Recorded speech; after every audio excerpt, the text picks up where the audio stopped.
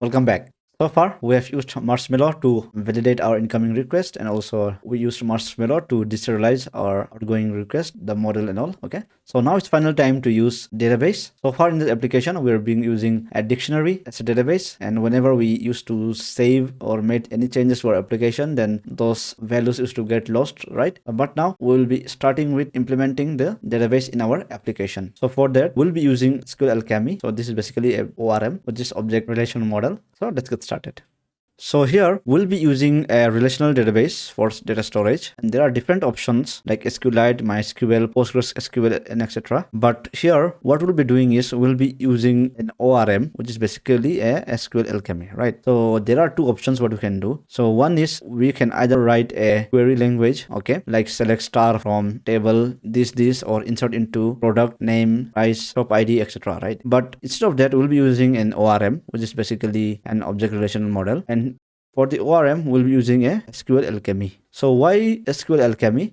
Using SQLAlchemy, we can achieve a cleaner code. SQLAlchemy simplifies our code, making it more elegant and concise. So instead of writing complex SQL queries, we can ask SQLAlchemy to work with objects which are more intuitive, right? And it also supports multi-threading. And we can also achieve table creation and schema definition, okay? And also data migrations are simple, and for using data migration, we'll be using the tools like Alembic, okay? And also it helps us in shortening the code. So it streamlines our data related code, resulting in shorter and more maintainable script, okay? So to get started with, we need to install these two dependencies, okay? Let's go ahead and add our dependencies.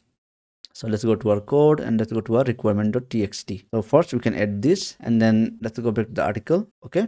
So if you can see, we have this SQLAlchemy, and then we have a Flask SQLAlchemy. So what exactly are they? So SQLAlchemy is basically an ORM, object relation model, which will map our Python objects to SQL tables and all, SQL queries and all. Okay, and Flask SQLAlchemy is basically the binding between the Flask and the SQLAlchemy. Okay, so as you can see here, so Flask SQLAlchemy is an extension for Flask that bridges the gap between SQLAlchemy and the Flask application. It facilitates the integration of SQLAlchemy, powerful ORM capabilities, into our Flask project. Okay, so far we have added this couple of dependencies. So now I think it's the best time to update our Docker image. Okay, so how can we update a Docker image? So it's simple. We can say docker build -t, and we'll use the same name. We'll say Flask is commerce, same name, and then let's build the current folder, right? So after this, we'll create a Docker image. So let me copy this, and then we can say docker run -d -p, and then 5000 -w app -v. So this is basically our work directory, and we are mounting this folder, and then Flask e-commerce. Okay, so let's run. So we have our container running. So by now we should have our SQLAlchemy and Flask SQLAlchemy installed. Also, I'll post the link to this article in the resources section. So far we have added a couple of dependencies, SQLAlchemy and Flask SQLAlchemy, and also we have updated our Docker image, and also we have run our container. So from the next section, we will start integrating or start creating a models for the SQL, and then replace our dictionary database which we had earlier. So see you there.